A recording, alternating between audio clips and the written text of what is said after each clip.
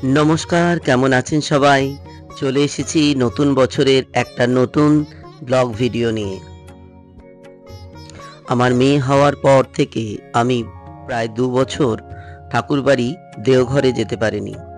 তাই এবছর ২৫শে ডিসেম্বর ২০২৪-এ আমি ঠিক করেছি যে আমি ঠাকুরবাড়ি যাব। কিন্তু যখন আমি ঠাকুরবাড়িতে যাই, আমার সঙ্গে অনেক মানুষই যায়। আমার তো ভীষণ ভালো লাগে ঠাকুরবাড়িতে। আমি অনুভব করি যে একটি মানুষ তুলসী পাতা দিয়ে শ্মশানে যায়, স্বর্গে যায়, আর আমি তুলসী পাতা ছাড়া স্বর্গে যাই। আমার স্বর্গ অনুভূতি হয় এই দেওঘর ঠাকুরবাড়ি। তো ঠাকুরবাড়িতে আমরা গিয়েছিলাম ২৭ জন, আর আমার ছোট্ট পুচকিকে নিয়ে ২৮ জন। অনেকদিন বাদে যাচ্ছি, প্রায় খুবই আনন্দ লাগছে ঠাকুরবাড়িতে যাব। এই যে দেখুন আমাদের ট্রেনটা ঢুকে পড়েছে স্টেশনে, আমরা এবার ট্রেন উঠব। আমাদের ট্রেন ছিল দুপুরবেলা। তো আমরা অনেকজন মানুষ এবং প্রচুর ভিড় স্টেশনে। সবাইকে আমি বলছি যে দেখুন সবাই ঠিকঠাকভাবে ট্রেনে উঠবে, কারণ ট্রেনটা তো বেশিক্ষণ দাঁড়ায় না। আর যে কোনো বগিতেই উঠে পড়বে, কোনো রকম চিন্তা নেই। আমাকে একটা ফোন করে দেবে, আমি ঠিক তোমাদের সিটে নিয়ে চলে আসব। কারণ কোনো জায়গায় ঘুরতে গেলে একটা জিনিস মাথায় রাখতে হয় যে আমাকে ঠিক সময় ট্রেনে উঠতে হবে। এই যে দেখুন আমার পুচকি ওর মায়ের কোলে বসে আছে। আমরা সব সিট পেয়ে গেছি। এবারে আমাদের ট্রেনটা ছেড়ে দিয়েছে, আমরা যেতে শুরু করে দিয়েছি। দেখুন আমার এই পুচকি, ছোট্ট পুচকিটা, ও খালি কি করবে, ওর মাথার চুটকি দুটোকে খুলে ফেলবে। কোথায় গেলেই ওর একটাই কাজ, মাথার চুটকিটা খুলে ফেলা। আর ওর মা কি একটা খাইয়ে দিচ্ছে, আর ও কি করছে, মাথার চুটকিটা খুলে ফেলবে। এই যে দেখুন এইটা আমাদের ট্রেন। এই ট্রেনে আমার এই পিসেমশাই বসে আছে, আর এই যে এক দাদা বসে আছেন। এইভাবে আমরা ঠাকুরবাড়িতে ভ্রমণ করেছিলাম। আমরা ৩ দিন ছিলাম। দেখতে দেখতে আমাদের ৩টে দিন কি যেভাবে যে কেটে গেল আমরা নিজেরাই জানি না। তবে সবাই বলেছে যে ঠাকুরবাড়িতে তাদের খুব ভালো লেগেছে ঘুরে। এই যে দেখুন আমার চুটকিটাকে আবার ফের একটা চুটকি বেঁধে দিচ্ছে ওর মা ট্রেনে বসে বসে। এই যে বসে আছি আমরা। ট্রেন ছেড়ে দিয়েছে হাওড়া স্টেশন থেকে। ঠাকুরবাড়ির উদ্দেশ্যে রওনা দিয়েছি। দেওঘর, হৃদয়পীঠ, আদ্যাপীঠ দেওঘর। দেওঘর এত সুন্দর একটা জায়গা। আমি সেই ছোট্ট ক্লাস 4 থেকেই দেওঘরে যাচ্ছি। এখনো পর্যন্ত আমার যা বয়স হলো, আমি এখনো পর্যন্ত প্রায় বছরে ২-৩ বার দেওঘর যাই। কোনো সময় আমার মনে হয় না যে একঘেয়ে, বা সেই একই জায়গা, সেই একই একটা দৃশ্য। আমার যখনই যাই তখনই আমার একটা মনের মধ্যে আনন্দ জেগে ওঠে। মনে হয় যেন নতুন কোনো জায়গায় আবার এসেছি। আবার সেই আনন্দ, সেই আবার উচ্ছলতা, আমার মনের উচ্ছলতা। যাই হোক, কার কেমন লাগে আমি জানি না, আমার তো ভীষণ ভালো লাগে। আর এত সুন্দর ঠাকুরবাড়িটা এখন হয়ে গেছে, আরো ভালো লাগবে। মানে গিয়ে বসে থাকলেই দিনে মানে সময়ের পর সময় কেটে যাবে, অথচ তোমার একঘেয়েমি লাগবে না। যাই হোক, এই যে আমরা যাচ্ছি ঠাকুরবাড়িতে। আমার মেয়ে ঘুমাচ্ছে, আমার পাশে এক কাকা, ওই কাকা বসেছে। আমার পুচকি সোনা ঘুমিয়ে পড়েছে, তাই আমরা দুজন মিলে ওকে নিয়ে আছি, আর পাশেই কাকাটা বসে আছে। এখানে আমি একটু দাঁড়িয়ে আছি গেটের সামনে, নামবো। আমাদের এবার ট্রেন থেকে নামতে হবে। আর আমার মেয়ে ওখানে গিয়েও আবার একটা বন্ধু করে নিয়েছে। দেখুন কতগুলো বন্ধু, তাদের সঙ্গেও কত রকম কত কিছু করছে। ওই যে দেখুন এটা ওর বন্ধু হয়ে গেছে। এগুলো সবাই সবাই ওকে কোলে নিচ্ছে, ট্রেনের মধ্যে আদর করছে। আমি তো ভাবতেই পারিনি যে বাবা সত্যি ওখানে অপরিচিত মানুষগুলোর সঙ্গে কিভাবে মিশে গেছে। আসলে বাচ্চারা তো বাচ্চাদেরকেই বেশি পছন্দ করে। যাই হোক, এই ছিল আমার ট্রেন জার্নি। এরপরে আমি ঠাকুরবাড়িতে ঢুকছি। এটা হলো ঠাকুরবাড়ির গেট। এই গেট দিয়ে ভেতরে ঢুকতে হয়। যখনই গেট থেকে আমি ঢুকি, একটু গেটে প্রণাম করে নিই যে ঠাকুর, আমি আবার চলে এসেছি তোমার কাছে। তোমার ওই উজ্জ্বল নক্ষত্র সম রূপ, যা তুলনা করা যায় না, অতুলনীয়, যাকে আমি দর্শন করে মনের আনন্দে উচ্ছ্বলিত হয়ে উঠব। হে প্রভু, ফের আমি আমার তোমার কাছে চলে এসেছি। এই গেট দিয়ে ঠাকুর বাড়িতে ঢুকতে হয়। পরম প্রেমময় শ্রী ঠাকুরের রাতুল চরণে আমার অনন্ত কোটি কোটি প্রণাম। প্রণাম জানাই জগৎজননী শ্রী বড়মাকে, প্রণাম জানাই বরদাকে, ঠাকুর পরিবারের প্রতি প্রত্যেককেই। এই যে দেখুন, এই যে ঠাকুর পরিবারের এত সুন্দর ঠাকুর বাড়ির মানে আশপাশগুলো, ঠাকুর মণ্ডপ, নাট মণ্ডপের পাশগুলো এত দারুণ না, মানে বলে বোঝানো যাবে না। আর নিট অ্যান্ড ক্লিন, পরিষ্কার ঝকঝকে, চতুর্দিকে গাছপালা, মানে এত মনোরম দৃশ্য, মানে মন ভরে যাবে। যেখানে ঠাকুর আছেন, স্বয়ং ভগবান আছেন, সেখানে তো শান্তি বিরাজ করবেই। আমার তো মনে হয় স্বর্গ। যখন এই রাস্তাগুলো থেকে আমি হাঁটি না, মনে হয় যেন স্বর্গ দিয়ে হাঁটছি। এটা আমার ব্যক্তিগত অনুভবই। কার কার কি অনুভূতি হয় সেটা তারা জানে। আমরা দর্শন করে নেব ঠাকুর বাড়ির আশেপাশে কিছু মনোরম দৃশ্য। দেখতে থাকুন।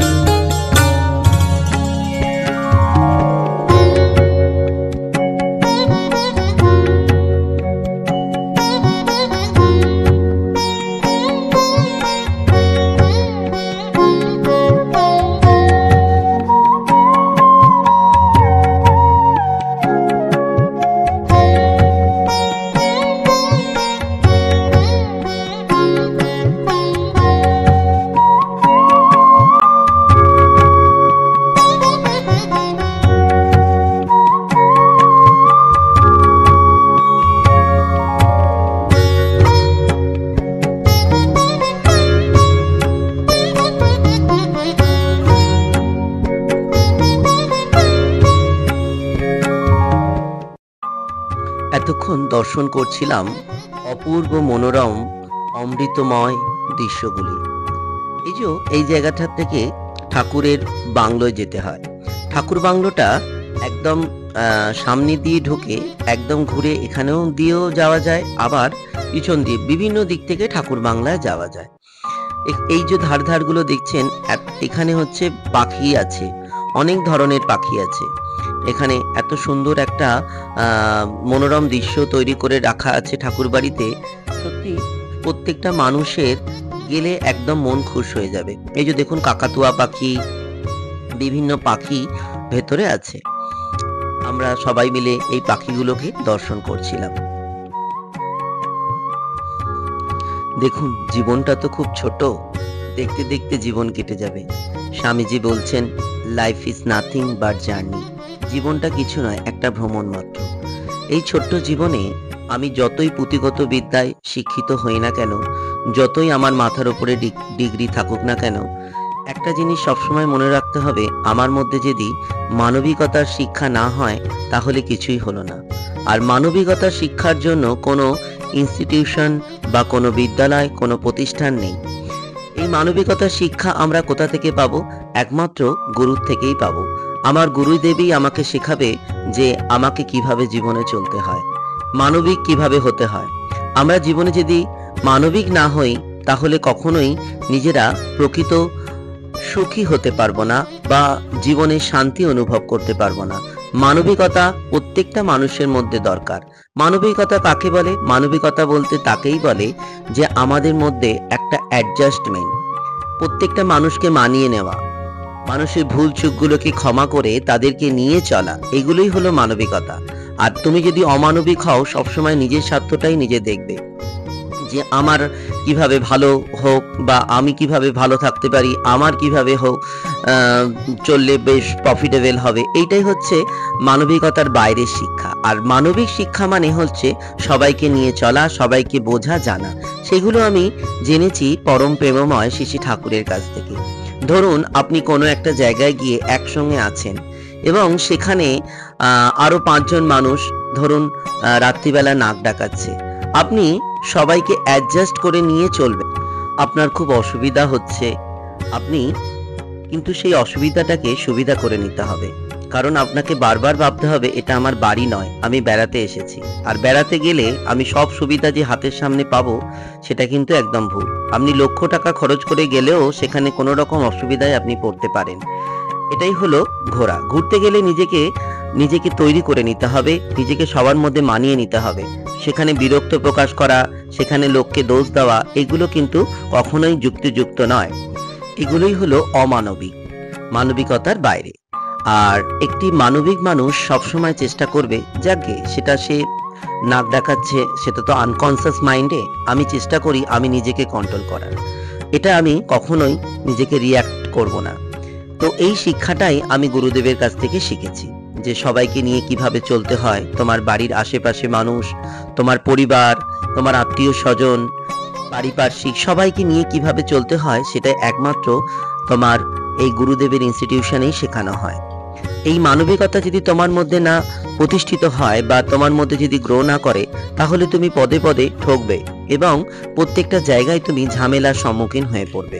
তাই মানিয়ে নেওয়াটা আর মানিয়ে নেওয়ার শিক্ষাটার জন্য গুরুদেবের চরণে আসতে হবে, তাকে গ্রহণ করতে হবে, তার শিক্ষার আদর্শগুলোকে একে একে নিজের মধ্যে প্রতিষ্ঠিত করতে হবে। যাই হোক, ঠাকুর বাংলো আপনারা ঘুরলেন। আমি আগে যখন ছোটবেলায় যেতাম, তখন এই যে দেখতে পাচ্ছেন যে এক ধার দিয়ে যে রেলিংগুলো দিয়ে দিয়েছে, এখানে অনেক হরিণ থাকতো, জীবন্ত হরিণ, আরো বিভিন্ন পশু পাখি এখানে থাকতো। কিন্তু এখন আর সেই পশু পাখিগুলো নেই। এখন সেখানে আর্টিফিশিয়ালি সব হরিণ টরিণ তৈরি করে দিয়েছে, যাতে মানুষের একটু ভালো লাগে। তবে এমনিই ভালো লাগবে, ঠাকুরবাড়ির পরিবেশটা সুন্দর, মৃদুমন্দ বাতাস বইছে, চতুর্দিকে গাছপালা, মধ্যিখান থেকে একটা রাস্তা বেরিয়ে গেছে, অসাধারণ সুন্দর। একটি মানুষের মনটা কিন্তু খুশি হয়ে যাবে, সে বলতে বাধ্য হবে যে, বাহ, অপূর্ব সুন্দর, ভীষণ ভালো লাগছে। এই কথাটা তার থেকে ছিনিয়ে নিতে হবে না, আপনাকে তার থেকে বেরিয়েই আসবে। আমার ভিডিওটি ভালো লাগলে একটা সাবস্ক্রাইব করে দেবেন, আর কমেন্ট বক্সে একটা জয়গুরু লিখে দেবেন, আর লাইক করতে কিন্তু ভুলবেন না। জয়গুরু সবাইকে। এই যে একটি কাকা আমার সঙ্গে গিয়েছিলেন, যাচ্ছে। আসলে ব্যাপারটা হয়েছিল কি, আমাদের ঘর বুকিং ছিল দুদিনের, ঠাকুরবাড়ি থেকে দুদিনেরই পারমিশন থাকে, কিন্তু দুদিনের পরেও আমাদের আর একটা দিন ছিল, তারপরের দিন সকালবেলা আমাদের গাড়ি ছিল। যাই হোক, আমি ঠাকুরবাড়িতে গিয়ে রিকোয়েস্ট করি যে আমাদের কালকেরই গাড়ি আর একটা দিন দিয়ে দিন না। সত্যি এত সদর আপ্যায়নে আমাদেরকে বলল, ঠিক আছে ভাই, তোমাকে দিচ্ছি, তবে তুমি যেখানে আছো সেখান থেকে কিন্তু তোমাকে অন্য জায়গায় যেতে হবে, কারণ এখানে দুদিন পরেও তো আরেকজনের বুকিং থাকে, তারা আসবে। আমি বললাম ঠিক আছে। দেখুন, কোনো জায়গায় গেলে সেই জিনিসগুলোকে না অ্যাডজাস্ট করে নিতে হয়, সেগুলোকে চট করে বুঝে ফেলতে হয় মানুষের সবসময় সুবিধা অসুবিধাগুলি কি হতে পারে। কারণ আমি যে জায়গায় আছি সেই জায়গাটা দুদিনের জন্য আমার বুক আছে, 3 দিন কিন্তু নেই। তো তার সেই দিনের দিন আবার অন্য মানুষ আসবে, তো সেটা আমাকে বুঝতে হবে। তো যাই হোক, আমরা তার কথা শুনে, দাদার কথা শুনে অন্য জায়গায় চলে যাই। তো সেখান থেকে আসার জন্য আমাদের একটা পারমিশন লেখাতে হয়। সেই পারমিশনটা আমরা করতে গিয়েছিলাম সৎসঙ্গে, ওই যেখানে অ্যাকোমোডেশন বলে একটা অফিস আছে, সেই অফিসটাও আপনাকে আমি দেখাবো। এই যে দেখুন, এখান থেকে এত সুন্দর মনোরম ফুল, শিশু কানন, ঠাকুরবাড়ির একটা শিশু কানন আছে, সেখানে শিশুরা, বাচ্চারা এসে বিকেলবেলা খেলাধুলা করে, খুব অপূর্ব অপূর্ব জিনিস। আর এখান থেকে সোজা চলে গেলেই ঠাকুর পরিবারের যারা থাকেন, আচার্যদেবের আচার্য ভবন, এইগুলো রয়েছে। আর ঠিক এই যে সোজা দেখতে পাচ্ছেন, তার বাঁ দিক থেকে গেলেই একটা অ্যাকোমোডেশন বলে অফিস আছে। সেই অ্যাকোমোডেশন অফিসে আপনাকে যেতে হবে, আপনার কোনো ঘর বুক করে যদি যান ঠাকুরবাড়িতে, সেখানে পারমিশন নিতে। অনেক সময় ফোনে মেসেজও চলে আসে, কিন্তু যাদের মেসেজ না আছে সেই অফিসে তাদের যেতে হবে, গেলে তারা সঙ্গে সঙ্গেই আপনার ফোনে মেসেজ দিয়ে দেবেন। এই যে দেখুন, এই জায়গাটা থেকে যেতে হয় ওই অফিসটা। অনেকেও হয়তো চিনতে পারে না, প্রথম ঠাকুরবাড়ি গেলে ঠাকুর বাংলা থেকে সোজা আসবেন, এসে একদম বাঁদিকে বেঁকে যাবেন, যেখানে ঠাকুরবাড়ির সব গাড়ি রাখা আছে। এই যে দেখুন, অ্যাকোমোডেশন বলে লেখা আছে, দূর থেকে দেখা যাচ্ছে, দেখুন এই যে অ্যাকোমোডেশন।